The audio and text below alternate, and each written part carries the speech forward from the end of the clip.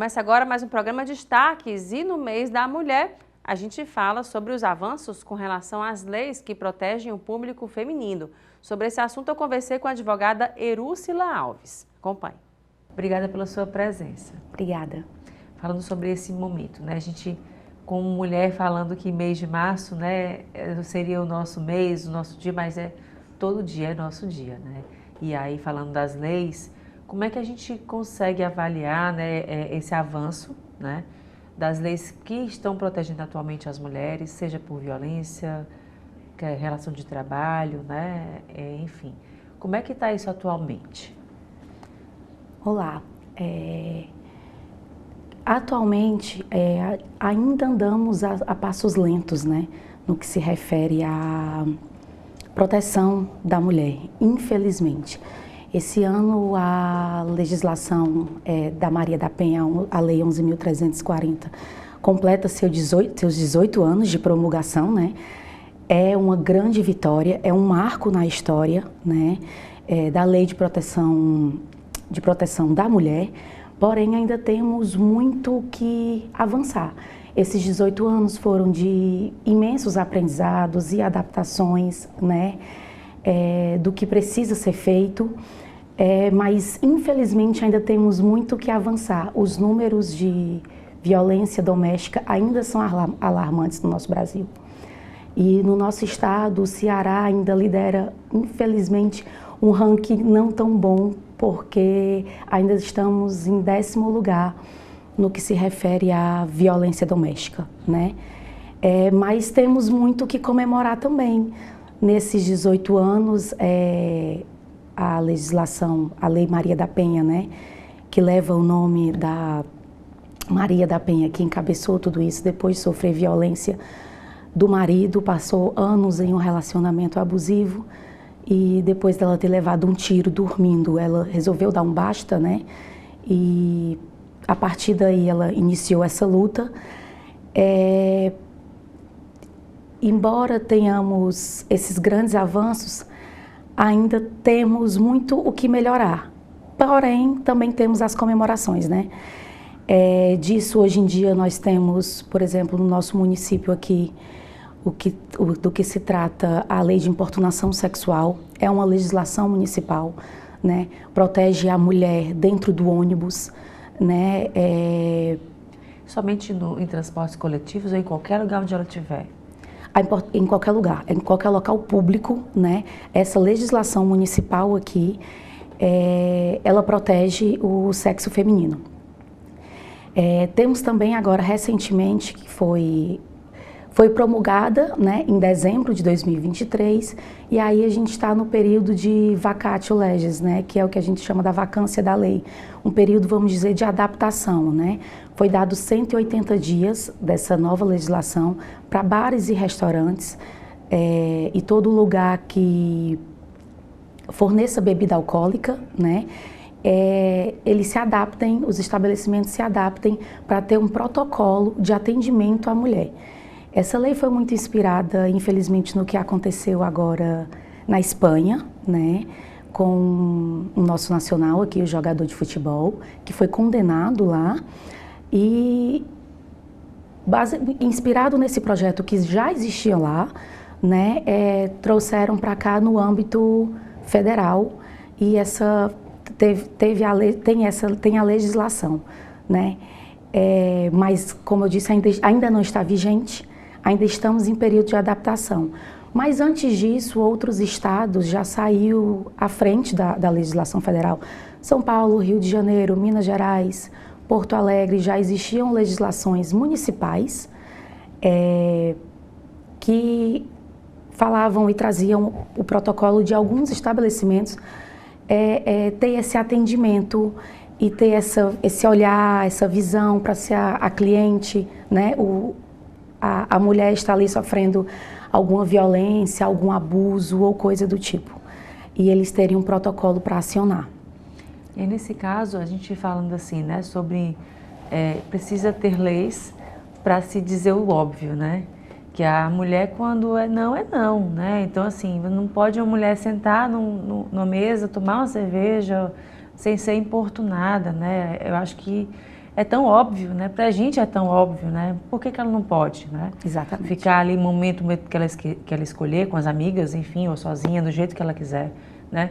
E ser respeitada por isso. Precisar ter uma lei para garantir o óbvio, né? A gente ainda está caminhando nesse sentido, né? O Brasil ainda tem... É triste a gente ter infelizmente, colocar leis que façam com que a gente se sinta protegida por algo que a gente tem que... É direito, que deveria, né? Ser comum. Deveria ser comum, né? Então, nesse sentido também, com relação à própria sociedade, ela tem avançado em entender, nem que seja por lei, né? Que se cumpra a lei, e entender que essa mulher, ela tem os direitos dela garantidos, assim, de uma maneira como ela merece ter, como qualquer outra pessoa, enfim, né? Como qualquer outro homem, digamos assim. Né? Sim. Na verdade, a sociedade ainda caminha a passos lentos, né? Infelizmente, o óbvio ainda precisa ser dito. Se não houvesse tantos casos, não haveria a necessidade de ter a legislação. Que obriga as pessoas a cumprir e a respeitar o espaço de outra pessoa. É algo tão simples, né? Mas infelizmente não acontece. Como eu disse, caminhamos lentamente, mas de algum modo caminhamos. Pelo menos mulheres hoje, na sua grande maioria, né, vamos dizer assim, que essa nova geração já vem com uma maior consciência, uma maior identificação, saber dos seus direitos, do que é que ela pode reivindicar, onde é que ela pode reivindicar. E isso é muito importante, que nós mulheres temos conhecimentos dos seus direitos, mas que qualquer terceiro, né, que assista, que veja tal situação, também intervenha pelaquela pessoa, porque todo mundo tem uma mãe, uma irmã, uma filha, né? Viemos de mulheres.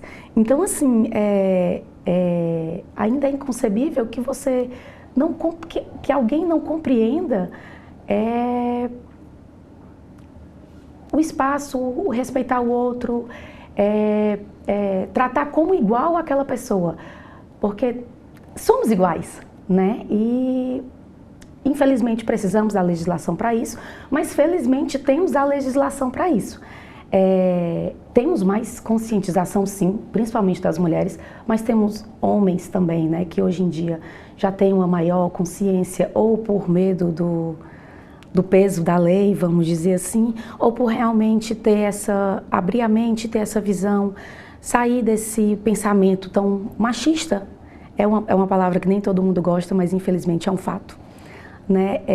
Que vem de uma construção da sociedade. Então, como eu estou dizendo, para as próximas gerações, ainda eu digo que vemos esperança, né? Porque aí estamos exatamente nesse período de construção. Você, estamos pegando essa transição e tem coisa que a gente mesmo ainda considera do que seria normal, né?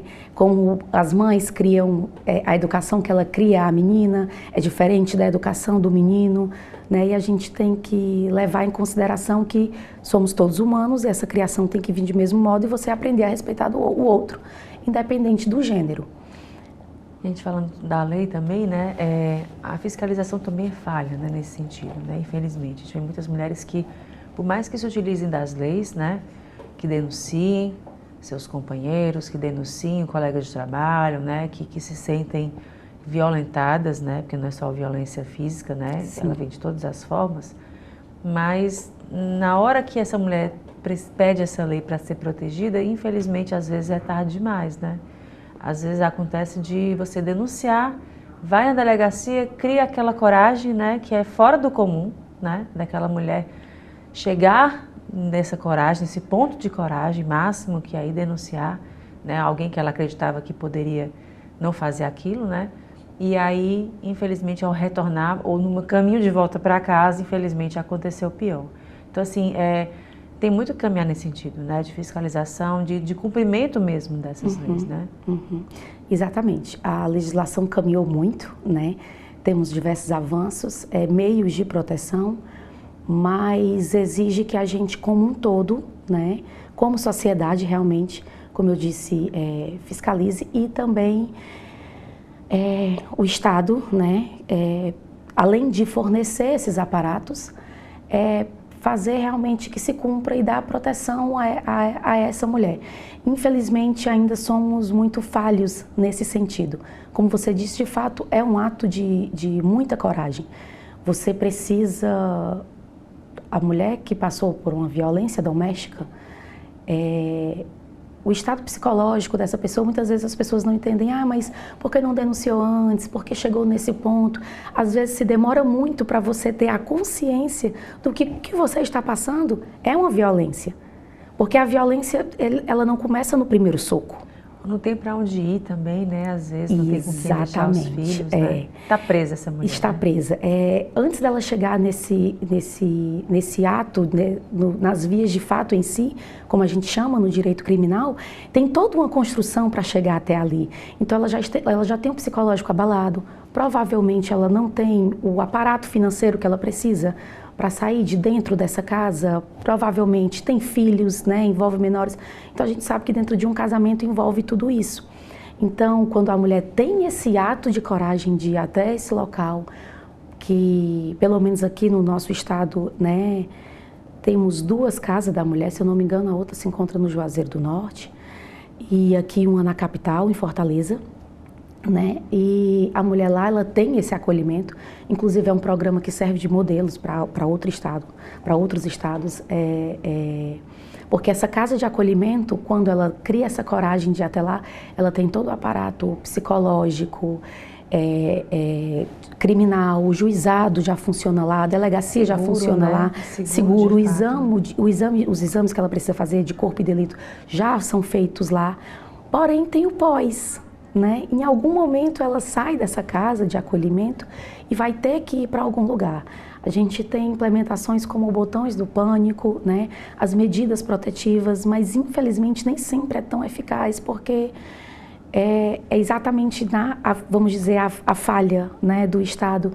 Talvez não tenha um efetivo o suficiente para chegar até aquele local. A mulher teve a coragem de ir denunciar, ela tem uma medida protetiva, ela tem um botão do pânico, mas mesmo assim ainda o mais trágico ainda não consegue ser evitado. E por isso a gente infelizmente lidera números aí altíssimos de violência doméstica no mundo.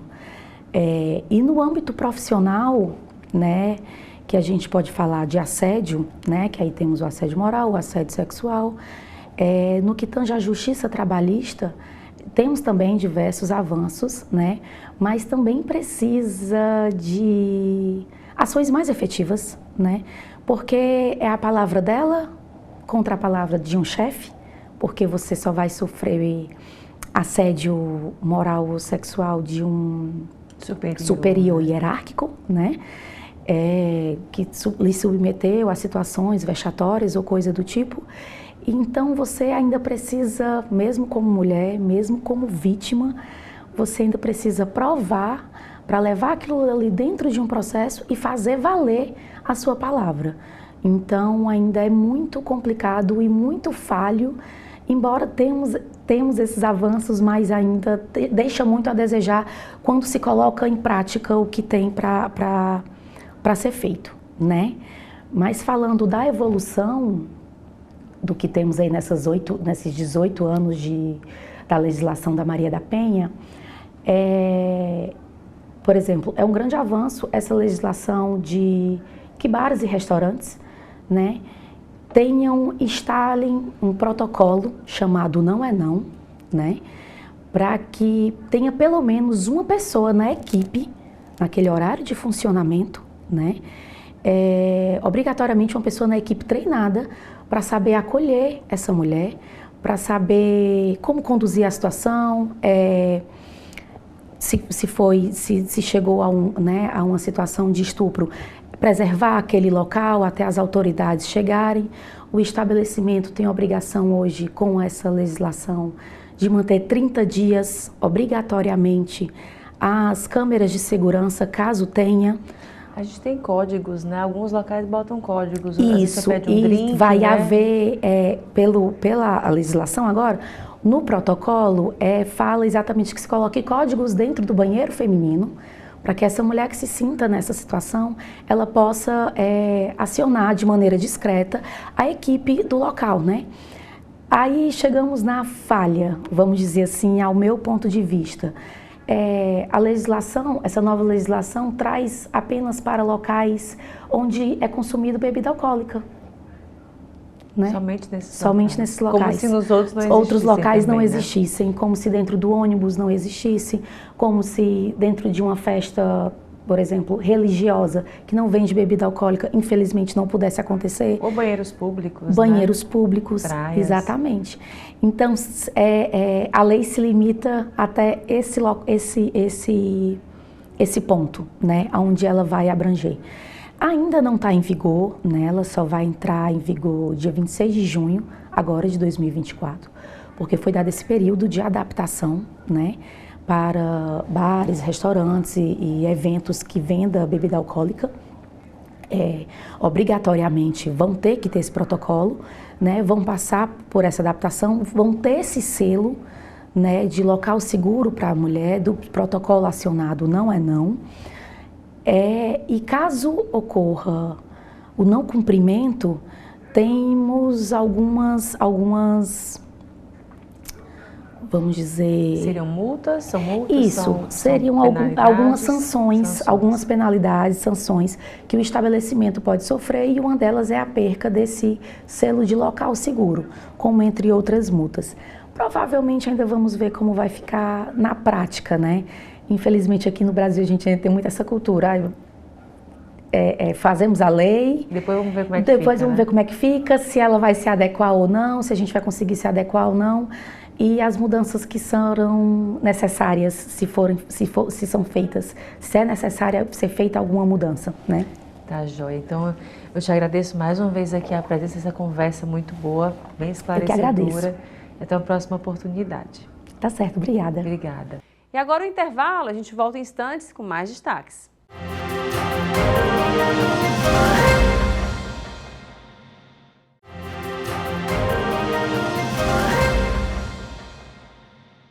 E falando agora de saúde, de acordo com o Ministério da Saúde, estima-se que quase 1,5 milhão de pessoas no Brasil estão com Alzheimer, doença neurodegenerativa progressiva que afeta milhões de pessoas em todo o mundo, com 100 mil novos diagnósticos a cada ano.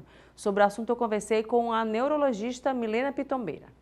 Obrigada pela sua presença. Obrigada, Elaine, pelo convite. É um prazer falar um pouco sobre essa doença que afeta tantos brasileiros, né? Pois é, a gente teve o mês de março aí, ou de fevereiro, perdão, que foi de relembrar da doença, mas nunca é tarde, né? A gente não pode deixar de lado, né? Sempre falar um pouco sobre essa doença. Primeiro de tudo, quais são os primeiros sintomas, né? E como é que ela aparece na vida da pessoa? O Alzheimer é uma condição que ela começa geralmente depois de 65 anos de idade. Mas pode acontecer antes, normalmente após 65 anos de idade. Então, quais são os principais sintomas que os familiares ou o próprio paciente no começo pode perceber? É o esquecimento mesmo, é o comum esquecimento de fatos mais recentes, é a dificuldade de executar tarefas que normalmente conseguia executar, é não lembrar onde colocou aquele objeto, é esquecer uma senha de banco, são coisas que parecem muito comuns no começo, mas a gente diz que a gente deve prestar atenção quando começa a impactar na função, na funcionalidade daquela pessoa. Então, com o estresse de hoje em dia, eu até falo para as pessoas guardarem. Todo mundo pode esquecer alguma coisa, não é problema. Mas quando isso começa a impactar no dia a dia, a ter erros muito frequentes, a deixar de executar o que a pessoa fazia normalmente, isso deve chamar a atenção e procurar um neurologista para ser avaliado. E qual a diferença entre o esquecimento diário, porque a gente está na rotina, às vezes, eu esqueci uma chave do carro, eu esqueci de botar a comida para esquentar, ou então eu esqueci determinada palavra. Qual a diferença desses esquecimentos que a gente tem no dia a dia para o esquecimento mesmo que pode ser Alzheimer? O Alzheimer tem uma característica de perda de memória recente. Então, quando o paciente começa a manifestar os primeiros sintomas, é muito sutil. Então, geralmente é importante que a família também participe da consulta para perceber e relatar os esquecimentos que ele coloca na conta do é normal. Então, por exemplo, além da função de memória, o nosso sistema neurológico tem várias outras funções complexas. A linguagem é uma delas. Então, é muito frequente também que o paciente comece a ter dificuldade de nomear objeto, não consegue relatar ou descrever uma coisa que ele conseguiria normalmente, que para ele seria simples. Ele começa a ter dificuldade, pode ter dificuldade de cálculo, pode ter dificuldade com o espaço, porque a gente está falando aqui de demência de Alzheimer, mas demência tem um diagnóstico muito amplo, tem outras causas de demência, embora a gente vá falar hoje de Alzheimer, mas existem outras funções do sistema neurológico fora a memória, como a linguagem, a capacidade visoespacial, o cálculo, que podem ser comprometidas. Então, o que é importante para diferenciar? É quando aquilo começa a impactar no dia a dia daquele indivíduo. Então, olha, é muito comum chegar no consultório, doutora, eu estou muito esquecida, mas é uma pessoa que está com alta carga de trabalho, está ansiosa, está estressada ou está deprimida, isso impacta na memória também. É por isso que é importante procurar um neurologista para fazer os testes cognitivos, para fazer o rastreio cognitivo. Existem testes que a gente aplica no consultório que consegue diferenciar um pouco o que seria um esquecimento normal, digamos assim, de um esquecimento patológico secundário a uma demência de Alzheimer. A gente teve aí a Covid, né? Ainda está com a Covid presente, né? E muitas pessoas relatam os esquecimentos, né? Ai, porque eu boto na conta da Covid. Né? Se eu tive Covid, depois que eu tive, comecei a esquecer algumas coisas. Tem relação isso? Tem relação sim. Isso é uma coisa que a gente não sabia, né? A pandemia veio mostrar pra gente que algumas infecções virais podem ter impacto no desempenho cognitivo e na memória. Hoje tem várias universidades estudando isso, inclusive a Universidade Federal do Ceará tem uma pesquisa da qual eu fiz parte inicialmente, e o grupo de lá conduz, que é o impacto da Covid na memória. Então, existe um termo que eles chamam de brain fog, que é como se fosse o cérebro um pouco enevoado, meio nebuloso, que pode acontecer concomitante à Covid. O vírus da Covid ele pode entrar no cérebro, mas não é que ele vai determinar uma demência de Alzheimer, tá? Então, isso tem que ficar bem claro. Mas existe sim um impacto em alguns pacientes, a gente ainda precisa entender por quê, enquanto ciência, da infecção da Covid nas funções cognitivas. Então, eu até falo para o paciente, sim, o seu sintoma é real, você está sentindo isso mesmo, a ciência já entende, mas isso não é uma demência de Alzheimer, isso é um sintoma que a gente vai precisar entender ao longo do tempo, mas que sim, pode ter impacto no desempenho de memória, sim. E isso está se apresentando permanente ou é provisório? Já se mostra alguma coisa? A maior parte é provisório, mas tem alguns pacientes com quem a gente chama de Covid longa. Então, acho que esse termo já foi até colocado na mídia em alguns momentos. Essa Covid longa, essa persistência dos sintomas é uma coisa que a gente precisa entender. Então, algumas pessoas relatam uma fadiga, tanto física quanto mental, quanto um pior desempenho de memória a longo prazo, mesmo meses depois da infecção por Covid. Mas isso ainda é um mistério que a gente precisa desvendar. A senhora falou com relação à demência, né? Que ela é muito maior, né? O Alzheimer é apenas um pedacinho dela, digamos assim, legalmente falando. Em que ponto a gente pode diagnosticar a demência na pessoa, assim, 40 anos, 30 anos? Isso pode acontecer em pessoas mais novas, digamos assim? Pode, mas é extremamente raro. Então, quando a gente tem um paciente, não é extremamente raro porque Alzheimer é uma doença muito comum, né? Então, a gente fala de uma doença que afeta mais de 1 milhão de brasileiros e em 2030 esse número vai duplicar. Né? Então a gente precisa falar muito sobre demência porque a nossa população está envelhecendo e o principal fator de risco para a demência vir é a idade. Então, quanto mais idosos nós tivermos na nossa população, maior o número de diagnósticos de demência ao longo do tempo. Pode acontecer antes dos 50 anos? Pode, mas é mais incomum e geralmente existe uma carga genética maior. Por que eu falo carga genética? Porque é importante as pessoas entenderem que Alzheimer não é uma doença hereditária. Mas existe um componente genético muito importante. Então, ter um familiar que teve um diagnóstico de Alzheimer aumenta a chance de você ter Alzheimer ao longo da sua vida. Então, isso parece um pouco sombrio, mas o que é importante lembrar? O outro lado, tem todo o restante dos fatores de risco que você, indivíduo, pode controlar. Que você, se você sabe que seu avô, que a sua mãe teve Alzheimer, então comece cedo na vida a fazer o que você precisa fazer para proteger o seu cérebro. Então, tem um estudo muito interessante que foi publicado em 2020 falando sobre quais são os fatores de prevenção de demência. Eu acho que a gente precisa falar sobre prevenção de demência, porque a gente ainda não tem um tratamento eficaz, são doenças crônicas sem cura. Então, como é que a gente previne? Vamos falar sobre o que é possível fazer, né? Então, a gente pode, desde o começo, desde jovem, modificar tudo que protege o nosso cérebro. Então, evitar o tabagismo, diminuir o consumo de bebida alcoólica, manter o corpo ativo, a atividade física protege enormemente o cérebro, evitar a hipertensão e o diabetes, que machucam muito o cérebro e aumenta a chance de um outro tipo de demência, que é a demência vascular. E a gente também pode manter sempre a mente ativa cognitivamente. Quanto mais a gente estuda, quanto mais a gente desafia o nosso cérebro, mais conexões a gente faz e maior tempo de proteção neuronal a gente vai ter. As tecnologias atuais, elas auxiliam nisso ou prejudicam? Digo, as redes sociais, o consumo exagerado? Ela é uma faca de dois legumes, para fazer uma brincadeira assim, porque realmente existe um impacto muito grande no cérebro jovem. Então, muitos neuropediatras já falaram sobre o impacto da tela, da exposição desde idades jovens. O impacto disso na população mais velha, eu acho que a gente ainda está por entender também. Então, uma coisa que prejudica muito a memória e que aumenta o risco de demência é o isolamento social. E a gente viu um impacto imenso disso na pandemia nos idosos, aumentou muito o índice de diagnóstico de demência. Então, a rede social, ela é uma maneira de aproximar as pessoas, mas ela não necessariamente aumenta o convívio.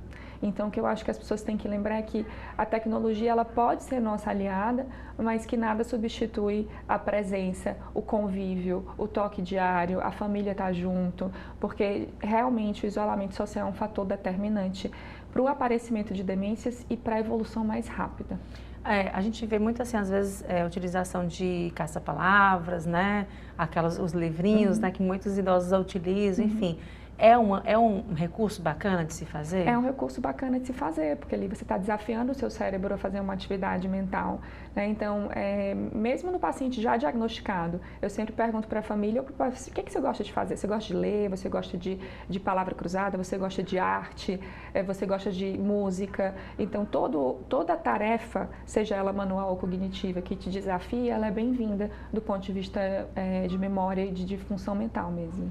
E nesse caso também falando a senhora falou que não é hereditário, mas existem genes específicos, né? Nesse sentido, é justamente quem está de agora, né? Que já tem diagnóstico da família, é cuidar justamente de fazer exercício, de ter alguma alimentação específica que pode auxiliar? Sim, é muito comum as pessoas perguntarem, doutor, eu posso comer isso, posso comer aquilo? Não existe uma restrição absoluta, não existe um alimento que prejudica, mas a gente sabe, prioritariamente, dois fatores são muito ruins. Então, a obesidade é um estado pró-inflamatório, é um estado que piora as doenças neurodegenerativas de uma forma geral, e existe uma dieta que ela parece ser mais protetora para o cérebro, isso já foi estudado em vários estudos, que é a dieta mediterrânea. Então, essa dieta mediterrânea, que ela é relativamente simples, eu até falo para a gente cearense seguir, não é tão complicado assim, mas é uma dieta que vai privilegiar alimentos mais naturais, evitar os alimentos industrializados, com excesso de conservantes, dar preferência a carnes brancas, ao peixe, ao azeite, oleaginosas como a nossa castanha de caju, são coisas que, as frutas e as verduras, que você pode implementar na sua rotina e que tem um fator protetor neuronal. Isso já foi confirmado. Então, mesmo se você tem um fator de risco familiar, eu sempre brinco, tem todo o resto que você pode modificar. Então, vamos atrás do que pode modificar, porque a sua genética eu não vou conseguir mudar na consulta, mas o restante você no seu dia a dia pode abordar. E de um ponto importante que muita gente deixa de lado, se eu faço tudo, mas não faço isso, que é o sono. O sono. Qual a importância de se dormir, mas no horário que é para dormir, né? Não é aquela cochilinha, nem tão pouco passado do horário, enfim. Qual a importância desse sono regular, desse sono saudável na vida de quem, não só de quem tem, né? Já teve alguém diagnosticado, enfim, mas com relação também a todo mundo. Sim, é super importante se tu pergunta lá, de fato, porque o sono ele é uma parte determinante para o funcionamento do nosso cérebro. É no sono que os nossos neurônios se organizam, que tiram as substâncias tóxicas, então o sono é fundamental. Tanto que para a gente profissional de saúde, por exemplo, já foi confirmado que quem dá muito plantão noturno, né, que tem o night shift, eles têm uma chance maior de desenvolver sintomas cognitivos no futuro, provando a importância do sono. Então, é muito importante você ter uma rotina de sono adequada, né? Tem pessoas que precisam de 6 horas, tem pessoas que precisam de 8 horas, é entender qual é o seu cronotipo, qual é o tipo de necessidade de sono que você tem para acordar descansado e tentar ter uma rotina que seja adequada para que você tenha as horas de sono que você precisa, porque isso vai proteger o seu cérebro também. E a Federação das Associações de Micro e Pequenas Empresas do Estado do Ceará vai realizar agora, nos dias 21, 22 e 23 de março, o segundo encontro metropolitano de lideranças de micro e pequenas empresas e a primeira jornada de mulheres empreendedoras de Fortaleza. As inscrições são gratuitas e para falar mais sobre a programação, conversei com o Edivaldo Nunes, presidente da federação. Edivaldo, muito obrigada pela sua presença aqui com a gente, para falar um pouco sobre esse encontro, né, que vai acontecer agora. Conta pra gente a programação. Bom dia, Elaine, bom dia a todos, gente da TV Otimista. Esse encontro ele tem como objetivo integrar os micro e pequenos empresários, MEI, artesãos, nesse mesmo momento, da nossa região metropolitana de Fortaleza. É um evento que tem como foco mostrar o que está sendo feito para as micro e pequenas empresas, no tocante às políticas públicas do governo estadual e do governo federal. E também nós vamos trazer algum despertar sobre o acesso a crédito, acesso a mercado. Vamos ter a participação aí de alguns expoentes que vai também falar da motivação desse empreendedor nesses tempos modernos. Esse é o grande foco do nosso evento. E também, Elaine, nós vamos homenagear as mulheres empreendedoras desse mês, para todos nós sabemos que as mulheres empreendedoras hoje ela têm uma posição no mercado de grande importância na geração de ocupação de emprego e renda, seja para realizar os seus sonhos, seja para a manutenção da sua família, do seu lar e da sua projeção como empreendedor. E nesse caso, como é que tem sido o trabalho da federação, né, como um todo, além de voltar ao trabalho voltado para as mulheres, mas também todo o trabalho que vocês têm realizado durante esse tempo? A federação é uma entidade bastante reconhecida, né? Já tem 32 anos de atuação. A gente vem lá dos tempos dos governos das mudanças, né? Parceiro forte do sistema SEBRAE, de vários essas, onde a gente participou de vários programas de políticas públicas para esse Estado. O mais destacável é a questão das compras governamentais, né? Que foi uma grande bandeira lá atrás e que hoje é um ponto forte, que inclusive está na Lei Geral 123 da micro e pequena empresa. E a federação vem fazendo um trabalho de proporcionar o acesso a esses empreendedores, a capacitação empreendedora, gestão do negócio, acesso a crédito, acesso a mercado, enfim, todo um portfólio de oportunidades que possa incrementar os negócios e, assim, consolidar as micro e pequenas empresas do Estado do Ceará. Nós sabemos que o Estado ele sempre foi propagador de uma política do empreendedorismo. E aí, nesse caso, a gente fala de empreendedorismo bem forte aqui no estado, né? É uma cultura muito forte aqui e que tem que se adaptar, né? Tem se adaptado também, né? A muitas mudanças, né? A gente viu aí a pandemia também, mudando vários setores, várias áreas, para quem trabalha com micro e pequenas empresas mais ainda, né? Como isso mexeu, o online, o offline, o digital, né? Que agora está integrado um com o outro. Então, tudo isso é mudança para todo mundo, né? Para quem trabalha na gestão, para quem trabalha também na empresa, para quem fornece, né? É tanta coisa, né? Aos ouvintes aí da nossa TV, a esse programa tão belíssimo, é importante dizer o grande marco regulatório que tem as pequenas empresas na geração de emprego e renda nesse país. Nós representamos 99% de todas as empresas abertas nesse país, somos representantes de 56% das ocupações geradas nesse país e, em termos de PIB, nós representamos de 35% a 40% do que gera. Isso já é um panorama e um cenário importante da importância do nosso segmento. E, evidentemente, que por conta da própria capilaridade que uma microempresa detém, que é o número de empregados, né, sempre é feito, a gestão sempre é feita ali pelo dono, ela conseguiu, né, atravessar essa pandemia e buscar o que de novo tem hoje, né, como acesso à tecnologia, né, gestão do crédito, né, nós tivemos aí e temos uma oferta muito boa do crédito para as micro e pequenas empresas, né? Destaque ao Banco do Nordeste, que também é parceiro desse evento, ele tem a rede de crédito para as micro e pequenas empresas, para os MEI e também para aqueles que ainda são informais, né? Através do Crédito Amigo. Destaque também surgiu o Pronamp a nível federal e também aqui no estado de Ceará surgiu um programa importantíssimo que foi o Ceará Crédito, né? Que ele busca proporcionar a quem não tinha renda, não tinha oportunidade, de também ser um empreendedor. Isso é uma grande fase que nós estamos vivendo, um pós-pandemia de sucesso. Pois é, você falar de crédito, né? Algo muito importante para crescimento, né? Para fortalecimento e para para se dar suporte a quem quer realizar o seu sonho, né, empregar gente, né, a gente sabe que as micro e pequenas empresas, elas empregam muita gente, né, muita mão de obra, aí absorve esse mercado, né, então é necessário, mais do que nunca, um olhar diferenciado, né, para elas no sentido de acesso ao crédito mais facilitado, né. Acesso ao crédito sempre é um fator preponderante dentro da listagem de gestão da empresa.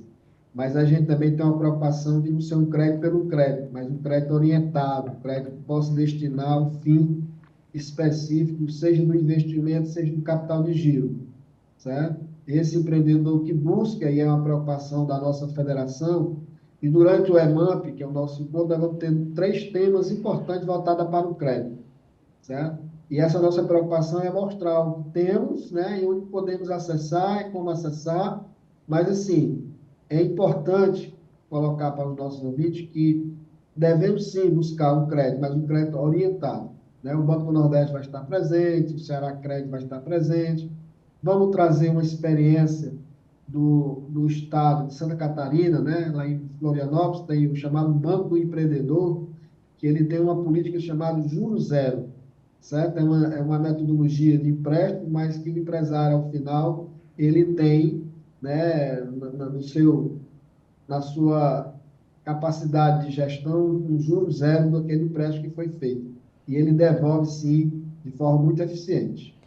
Pois é, é importante mesmo, isso que você falou, né, do crédito orientado, né, não pegar de qualquer jeito, saber para onde vai, como vai, né, esse suporte necessário, né, não somente do dinheiro em si, mas como gerir, né, como utilizar de forma saudável e correta, né. E aí, falando nessa programação toda, são 3 dias, né, de evento, e como é que faz para se inscrever? Tem que ter algum pré-requisito necessário? O evento ele dura 3 dias, temos abertura dia 21, por volta das 14 horas, com a presença dos representantes institucionais, várias entidades, né? Inclusive o governo federal está mandando o diretor do empreendedorismo desse novo ministério que foi criado, doutor Daniel Lapa. Vamos ter aqui a presença do doutor Vládio Viana, que é o secretário de Trabalho e Empreendedorismo. Enfim, vamos ter vários atores importantes, uma palestra com o renomado palestrante Giclé Regina, né, que é um grande palestrante de renome nacional. E para se inscrever no evento, você entra na nossa página www.fampexce.org.br ou liga para nós que a gente manda aí o link da inscrição também, 85-984050560. Teremos todo o prazer, né, de poder participar. Lembrando que as vagas são limitadas, mas que corra que ainda dá tempo.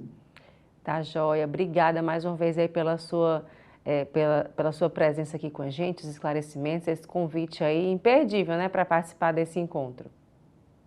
A gente queria poder a oportunidade de convidar você e a sua equipe, né, para poder tirar de lá o melhor proveito, o suprassumo aí das informações técnicas, informações de oportunidades, né? Nós vamos ter lá uma proposta muito interessante, o cônsul da Itália vai estar conosco, né, falando sobre portas abertas para o mercado internacional. Enfim, tá muito apetitoso aí o nosso painel, a nossa programação. E só Certo? lembrando, para quem saber mais informações, só esse recadinho final. Redes sociais, site, fica à vontade.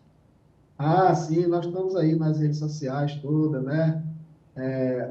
@Fanpec no Instagram, né? www.fanpex no site, né? Nós temos o Facebook. Hoje todo o nosso tempo está conectado aí a essas novas redes, esses novos tempos. E desde já agradecer a vocês por essa oportunidade também. Obrigada. A gente também agradece aí a parceria. Muito obrigada e até a próxima oportunidade. E agora o intervalo. A gente volta já já no Destaques.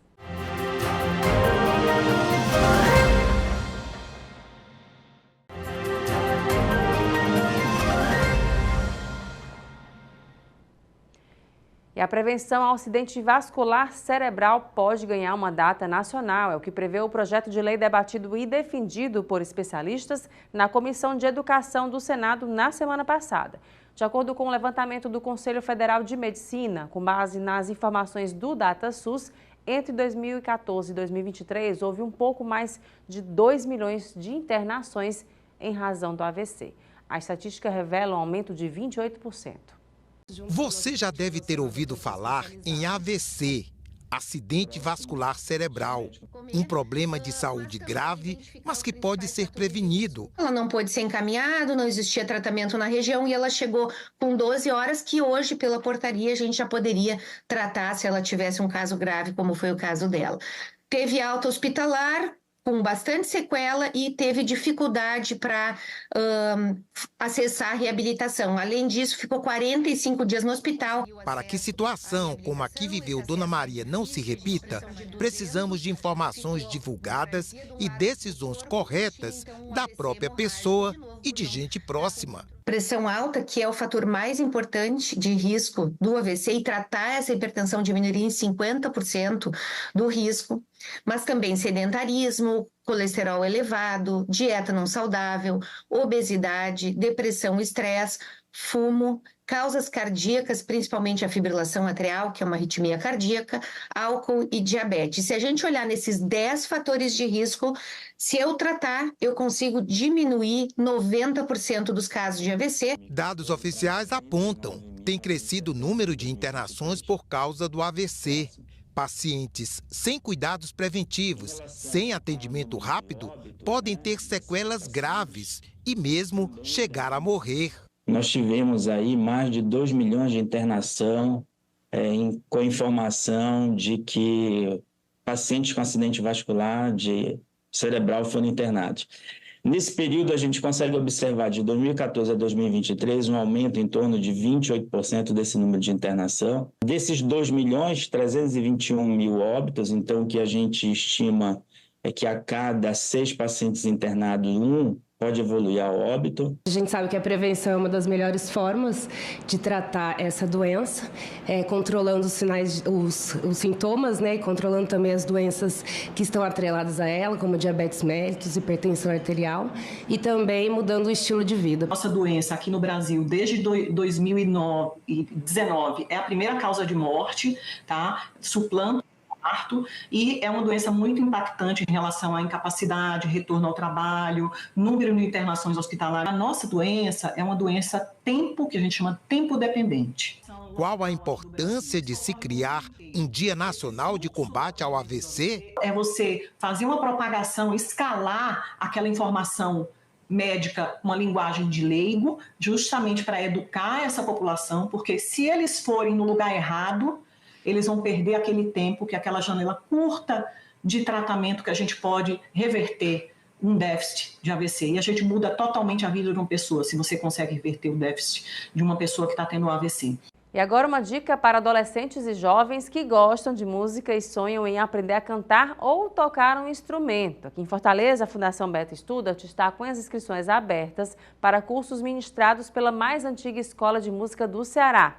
É tudo gratuito. As oportunidades são para aulas de canto e violão e fazem parte do projeto Cultivando Talentos, uma iniciativa da Fundação Beto Sturdat. As formações serão de responsabilidade do Conservatório de Música Alberto Nepomuceno. Ao todo, são 50 vagas. Esse projeto ele vem acontecendo desde 2009, já estamos com 15 anos, e os resultados são excelentes. Nesse tempo, 80 jovens foram certificados, desses 36 entraram na universidade e muitos estão fazendo da música o seu modo de vida, a sua forma de sobreviver. São muitos os resultados colhidos ao longo dos anos. Temos alunos que se destacaram, como um deles, o José Ramos, né, foi convidado para abrir um concerto de choro em Paris.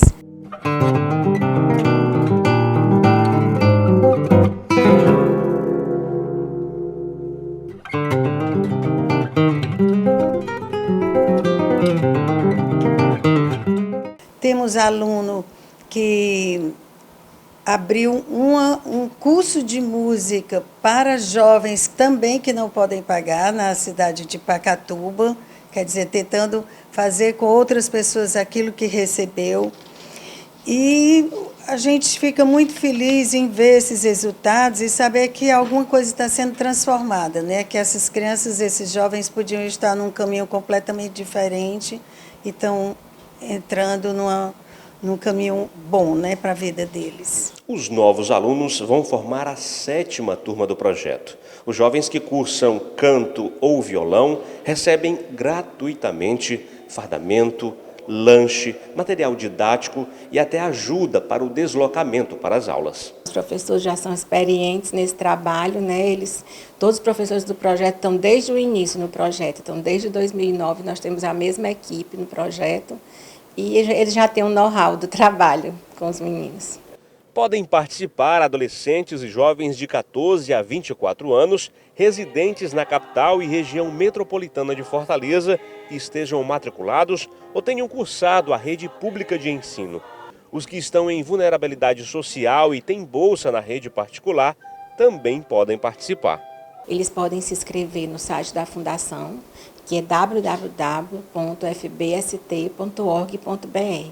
Entrando no site tem todas as informações, tem o edital, explicando bem direitinho. Então as inscrições vão até o dia 10 no site da Fundação e no dia 18 já começam as aulas. As inscrições também podem ser feitas presencialmente no Conservatório de Música Alberto Nepomuceno, na rua Joaquim Nabuco, 2567, no bairro Dionísio Torres.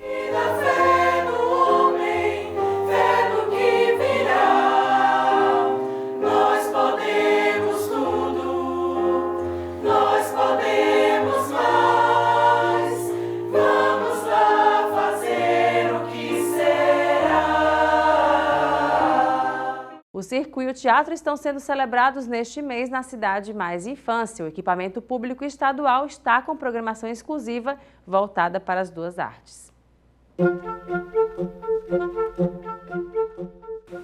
Essa foi a primeira vez da Esther na cidade Mais Infância. Eu achei legal e divertido. E coisas chocantes que até deixou meu coração disparado. A estudante desabrochou o amor pelos desenhos na casa do artista. A pintura tem sido uma das ferramentas para celebrar o mês do circo e do teatro. A mãe foi quem decidiu que a Esther vivesse a experiência, pois já percebia a aptidão da filha pela arte. Isaac é um artista, adora desenhar. Acho que fazia tempo que eu estava aqui esperando ela terminar o desenho. Entrava a criança, saía, mas assim, tudo é uma arte. E a criança realmente ela tem que estar nesse meio, né? Porque é um meio que passa ligeiro. E eu acredito que todos que vêm sair daqui muito contentes.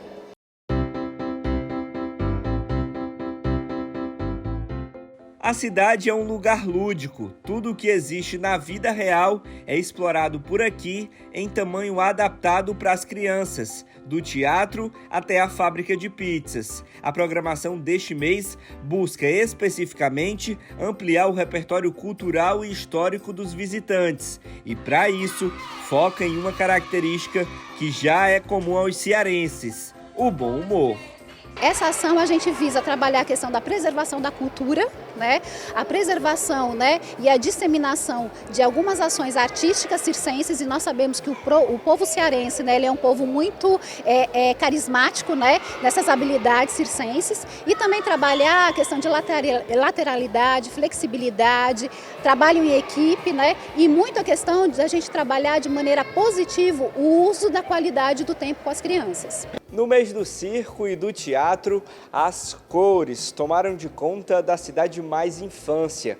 Antes mesmo do visitante entrar no equipamento, já dá para perceber a adaptação ao tema, ação que é muito importante para inseri-lo no ambiente.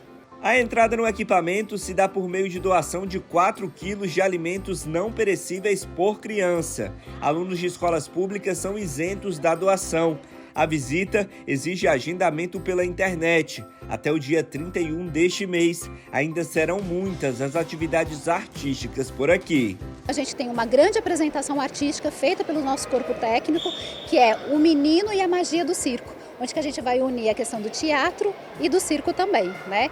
E outras atividades que vão permear os nossos espaços são a alusão à questão circense, né? Então aqui em frente ao teatro a gente vai ter algumas intervenções circenses também aqui na escadaria do nosso teatro, fazendo alusão a algumas ações em praças públicas, né? E outros destaques também da nossa programação é a questão da oficina de pinturas, né, circenses, na Casa do Artista, oficinas de simetria para a gente desenvolver a questão de lateralidade, né, algumas outras questões espaciais junto com as crianças, e o grande must, né, o grande diferencial da nossa programação, que são as oficinas circenses. Então a nossa equipe técnica vai desenvolver junto com as nossas crianças, né, oficinas de swing, corda bamba, fita e malabares.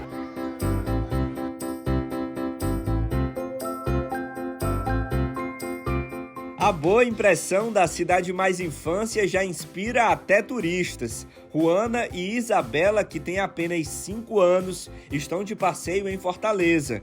Mãe e filha são de Natal, no Rio Grande do Norte. Juana revela que a passagem por Fortaleza não seria completa se não viessem conhecer o equipamento. Além de positivamente surpresa com a estrutura que viu, ela elogia as escolhas das atividades.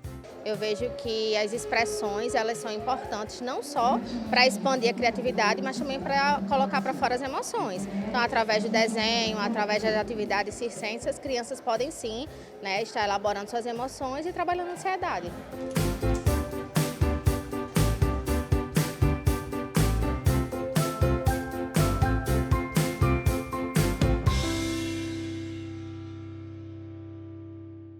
E o Destaques fica por aqui. Obrigada pela sua companhia e até o próximo programa.